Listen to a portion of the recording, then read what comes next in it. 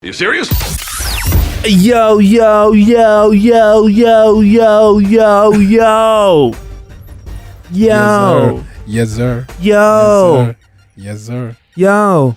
It's How to Kill an Hour. I'm Marcus Bronzy. And I'm Funk Butcher. Plenty of ways to kill some time out there. Thank you for killing some time with us in advance.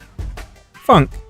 Yes. We've tried drones. Mm-hmm. We've tried crisps. We've tried computer games. I love crisps. So, yeah, computer game. Did you like that crisps episode? Yeah. Where we ate lots of crisps. On air. Which is kind of weird, actually, because it's like one of the most annoying noises, but fuck it. Like, the whole episode was eating crisps. We have... What would you say one of the highlights of the show has been since The you've been running? highlights. It's too many. Way too many. I mean, from the Nintendo Switch to... Yeah. What about when we did the city run thing where we were running around? That was pretty sick. Yeah. That was sick. But I did once in a while something comes along that kind of throws me back a little bit. Okay. And it's something called the Smove, Smove. Now, Not said like an African uncle. Smooth. no, smooth, and smooth, and what's another thing I was busting up at home? My dad said the other day. What did my dad say the other day? I think he calls slippers sill pads. I don't know why. I don't know where that came from. That's not even an African thing. That's a mispronunciation on his part, but he's just strong with it. Where's my sill pads? I'm like, what? He goes, those things over there. I'm like, oh, okay, all right, Dad. Sill pads. Anyway, yeah. So we've this got is something called smooth. With one O. We've got Smoodo. Smove. Yeah. It's the only smartphone stabilizer that doubles as a charger for your phone. So one thing it does is charge your phone. Wow. Mm-hmm. Loads of things do that. But it's a smartphone stabilizer. Okay. So to break it down, in films when you see some people getting chased but the camera's pretty smooth, Yeah. or when a drone flies through the sky, it's pretty smooth. Yeah.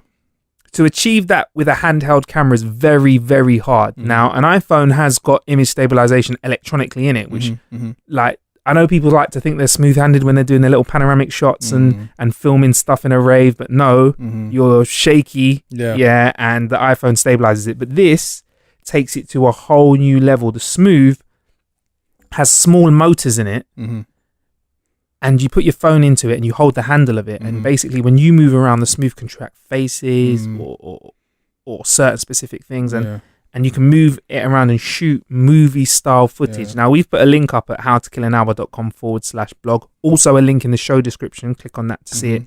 I think the science behind that is called, centrifugal force. It's kind of like counterbalancing... counterbalancing the kind of the directional forces. Yeah. Okay. Okay, I understand. So please tell us more about this centrifugal force. That's all I know. I can't even Google it because I don't know how to spell centrifugal. It's just centri, CENTRIFUGAL force. A force arising from the body's inertia, which appears to act. Oh my god! Check you so it's literally like a counterbalance. So it counterbalances your wobbliness. Yeah. And I thought this is something that was a bit unnecessary. We tried it out, and it looks amazing. It does. It looks amazing. So we got some footage. You can see it. I would recommend it's for people that are budding filmmakers. Yep. I mean, Funk, between this episode and the last, and Funk was talking about, how drones could be used for music videos more often. I think Mist, definitely, there's an UK artist called Mist. Yep. Definitely uses a lot of drones in his shoots. And that's how you get great aerial shots. But also, in terms of improving the quality of handheld shots, the Smooth does that for you. And the fact that you can shoot 4K on an iPhone, which is very good quality to make it to make it simple to understand. 1080p HD that we know of. 4K is 4 times the quality of that. So if you shoot at 4K, even if you look at it on a device which is got a smaller screen size or lower resolution on a regular HD TV, it still looks great. It still looks better than if you were to shoot at 1080p. So we're getting into the realm now where people have always said, "Oh, you can shoot a film on your iPhone." I'm like, yeah, but it doesn't ever look as good as TV and film. We're getting very close to having that sort of quality, like recording sensor on an iPhone. Yeah, it's not got a massive lens on it and stuff like that, but with things like it's not a red cam. Yeah, it's not a red cam exactly. Yeah. So a red cam's 4K. Yeah. An iPhone's 4K. 100% going to look better on a red cam. But with a Smove, you're one step closer in a well lit environment to getting some great sort of some shots out there. Yeah. I mean, with regards to this, is this something that is of interest to you? Like, is it something that you think, yeah? And I mean, definitely. I mean, I've only currently made one film per se, but what I have learned is you are as good as the tools that you have available to you. So it's all well and good having that red camera, but again, if you don't have the tools, i.e. the lighting, the stabilizer, the tripod, then you won't be able to kind of get those kind of amazing shots. So some people have made amazing films which have been submitted to festivals on iPhones. Yeah. And again, it's based off the fact of, and these aren't even iPhone 7 wasn't even out at the time. So these are literally on phones that were shooting in 1080. But again, it's because of the tools that they had around them. Now, things like the Smove, things like the Dobby, they are going to facilitate the kind of the quality of films coming out from those kind of filmmakers. Good lighting and something like this. Now you can, and some good sound. Yeah. I think people are definitely a step closer to making real quality content with a rucksack full of kit. We're gonna hear some crazy shit next year. I think Stan Lee is gonna stand up at the Oscars and say, you know what, I made Avengers Civil War on. I made it on an iPhone. I was like, my God! I did all the special effects in iMovie. Everything was in the iPhone. It was an Instagram filter. It was an Instagram filter that he used. Do you know what? Stan Lee, I've got to say, he's a fucking terrible actor, yeah? Yeah. But I don't care. He's brought so much joy to the world with his comics. Every film, let me kind of going off topic, but every Marvel film that comes out, the biggest smile that comes across my face is when his cameo comes up. Do you want hot sauce on that chili dog? Hey, he took my car. Something like that. What other kind of thing did he do? He's on the bus in Doctor Strange. I just saw that the other day. What does he do? Is he driving it? No, he's a passenger on the bus reading the magazine. Does he say anything?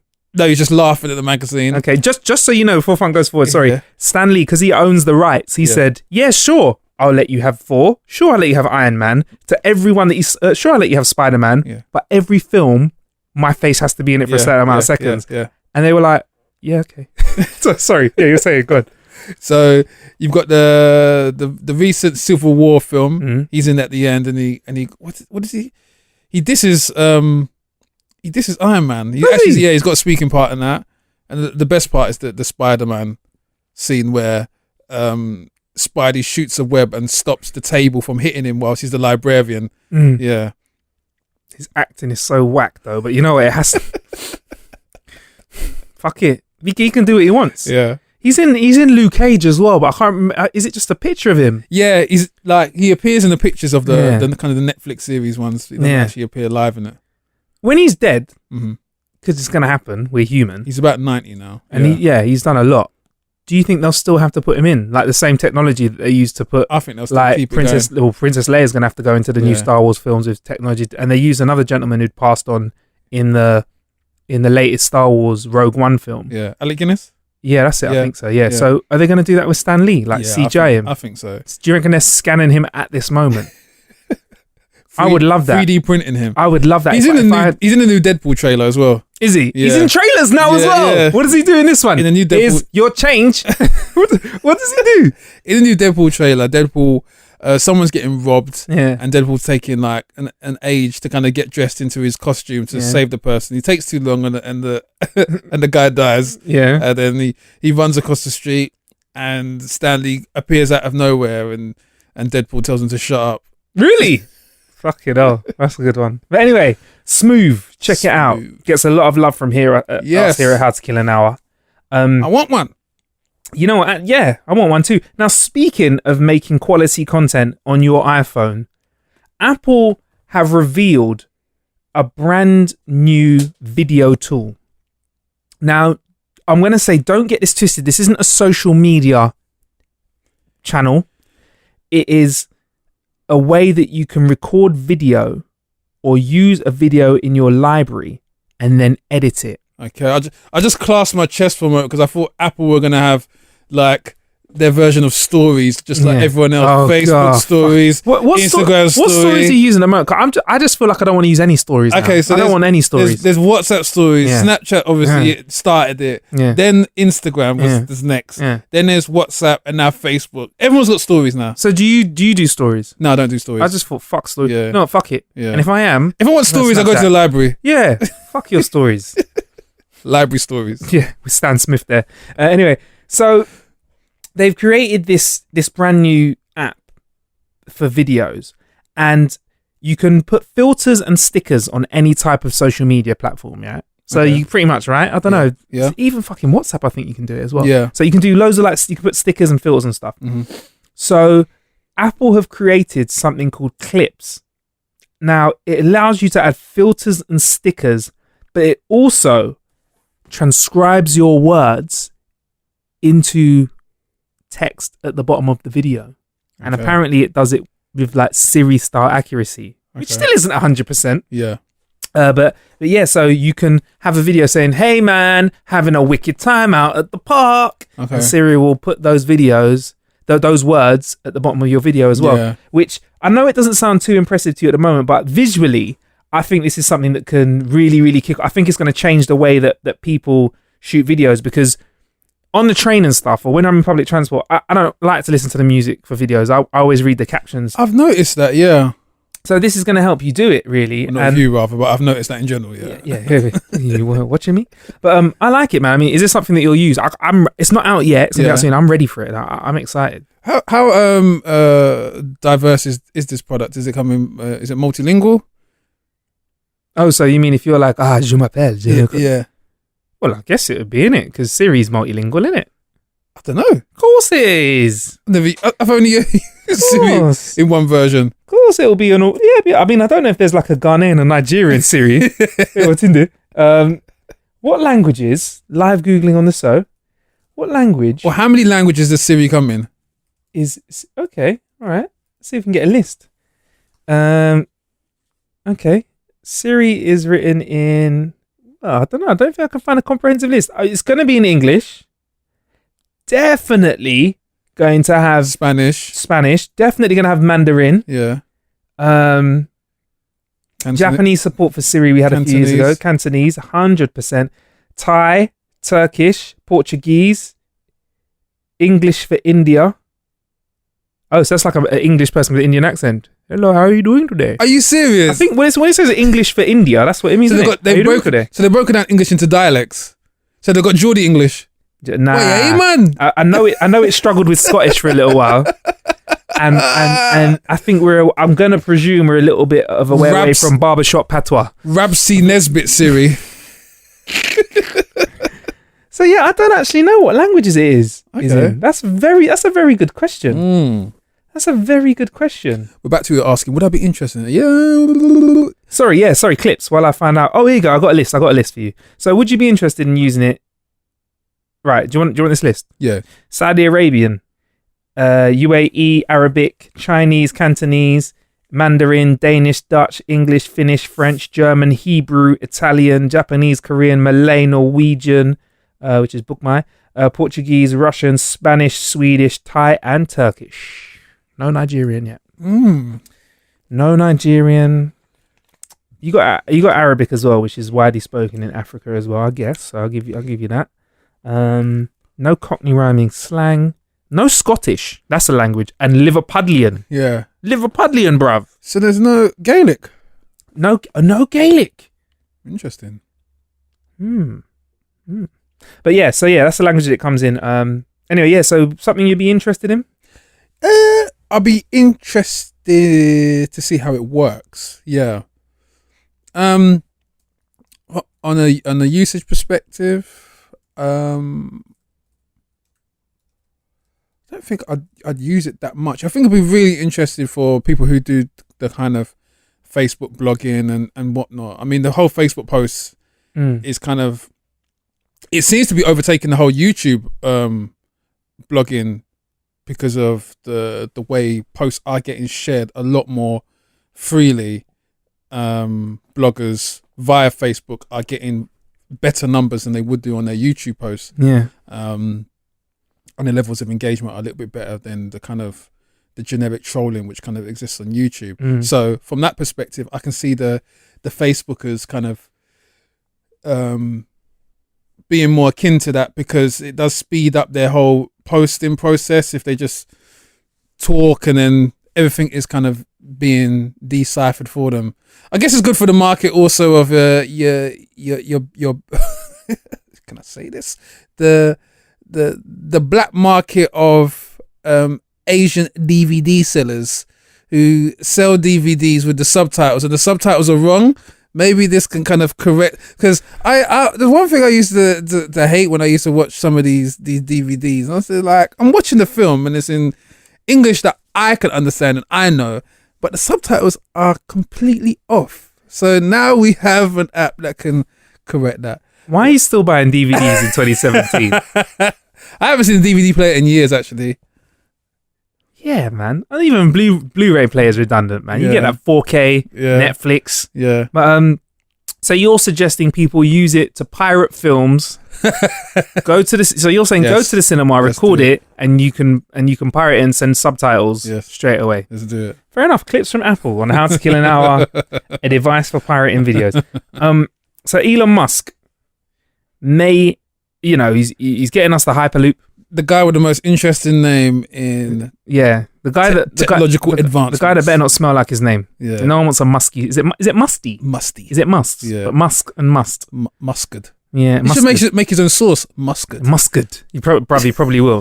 So this is the guy that said Hyperloop. Let's make it happen. Yeah. Boom. So he's got tubes which are going to be throwing people around the world at ridiculous speeds. Mm-hmm. He's a guy that says he can send people. He's getting us in space. Yep.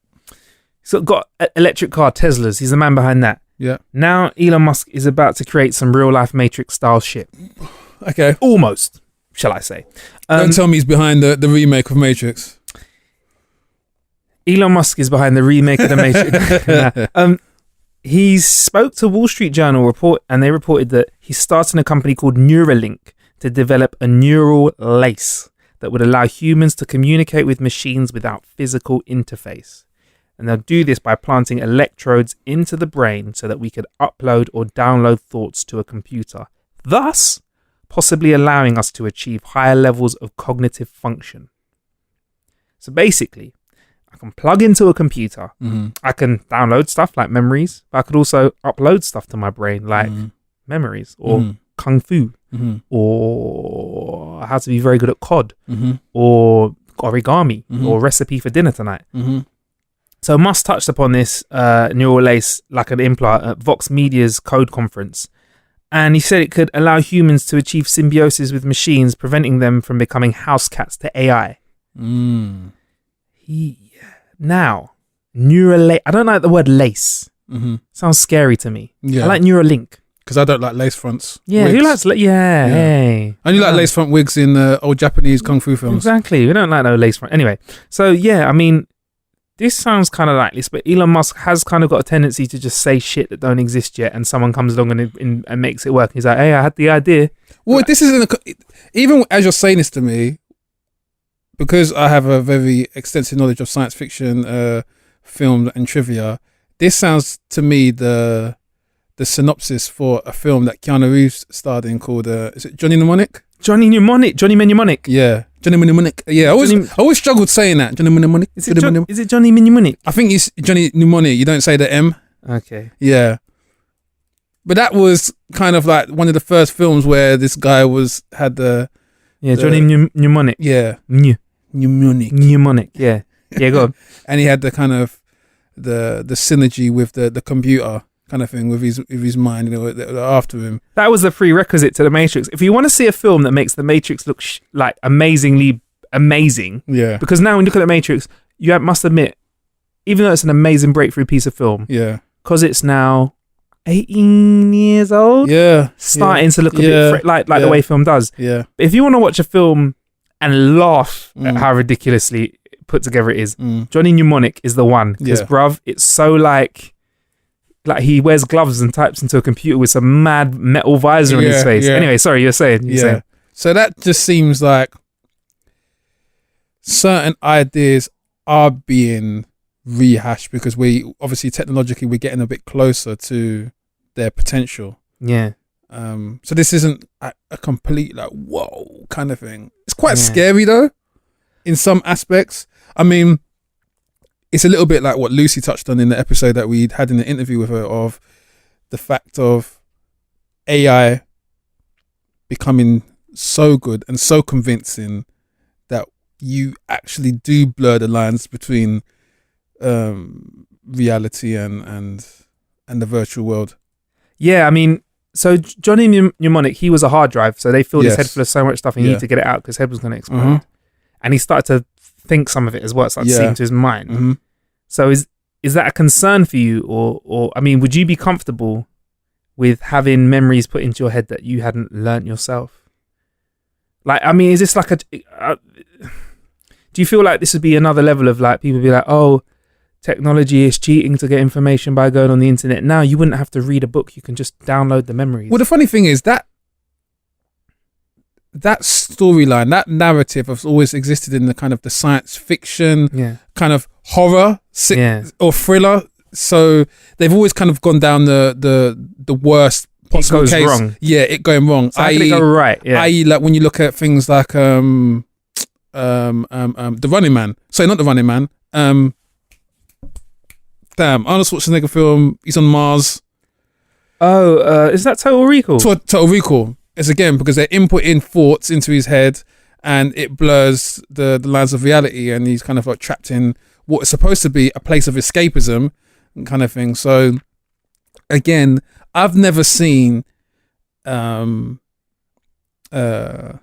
depicted in a fashion whereby it's overwhelmingly beneficial to the user, because thoughts overwhelmingly can be negative as well as positive. So true. I feel like if you're basically saying that the internet and everything that's there could be in your head, that does include the dark web as well. So I know a couple websites I wouldn't mind having downloaded into my memory banks. Unless you want to be a walking, what some people are already, a walking encyclopedia, an embodiment. If you want to be a walking Wikipedia, yeah, they are a walking embodiment of Pornhub's archives already, kind of thing, without the wires. Hell, I am. That might be a beneficial outcome for you, but there's a kind of few. I mean, what governments are obviously going to say is that people can be radicalized just like this. I think that is probably a main concern from an intelligence aspect, that people can be influenced at the click of a hat. We want you to think this. We don't have to take years of indoctrination. We can get you to go and rob that subway just by pressing download. So you're thinking a PDF file on how to rob. Just upload it. Make sure you don't accidentally upload your favorite album or something like that. Because you go in there and sing it. Yeah. So you're saying that for military use as well, obviously, like, let's program all of our soldiers to be ridiculously just focused. Yeah, we're talking real Jason Bournes out here. I mean, Jason Bourne was a product of a military experiment where they downloaded information into his head. So again, we're kind of getting to that stage of recreating personalities, which is very dangerous. Would you ever delete stuff from your head though as well? Because if you can put stuff in, you could take stuff out. Yeah, man. I'll delete the time that I wet the bed last week. Oh, sorry. Can we delete that? Yeah, I mean, there's a lot of information that obviously you will be able to delete, but then you kind of fall into the territory of that aspect of editing moving closer to self. That we can edit Facebook, we can edit Instagram. Now we can edit our actual selves and our actual lives, kind of thing. Our CVs will be looking amazing. Yeah. Oh, that time I got sacked? That never happened. So what if we might get to a point where everyone knows everything though. Unless obviously there exists a mainframe, like there exists some centralized hub of information. I mean, they say that when you delete stuff, it never actually really gets deleted. It goes somewhere, but it never really gets deleted. So all those nudie shots of you and your mates in the showers at 15, there's probably still somewhere out there. And then the net. So you're saying if you upload bits of your memory to the net. Yeah. So even when you download it from that place, it probably goes to some sort of centralized hub. So again, what you're doing is that you're kind of providing some sort of organization, some sort of body to have a transcript of all of receipts of transactions that have happened, kind of thing, and that in itself is dangerous. Yeah, and also, like Elon said, it would mean that we could coexist with AI and it would stop them taking advantage of us. But wouldn't that also make it easier if AI wanted to take us over, to just download, like, you know, upload or download memories into our heads, like you said, that could radicalize us? Like, you could get radicalized by your Google. Yeah. Like, Google says, you know what, fuck it. Yeah. I want everyone to do this. I want everyone to buy this on Black Friday. Boom. Yeah. And everyone goes, you know what? I really want a pair of golden boxer shorts. Yeah, and that's it. Yeah. All the golden boxer shorts are sold. And that's the thing as well. It works currently brilliantly as it is without the whole chip in the brain kind of thing. Exactly. I mean, on a basic level, can you really trust a man called Elon? I mean, Musk. Elongate. I mean, Musk. I mean, can you really trust a musky person? Yeah. Musked. Who knows, man? Musked. Right, anyway, we'll wrap this one. There's plenty of ways to kill some time out there. Thank you for killing some time with us. He's been Funk Butcher. He's been Marcus Bronzy.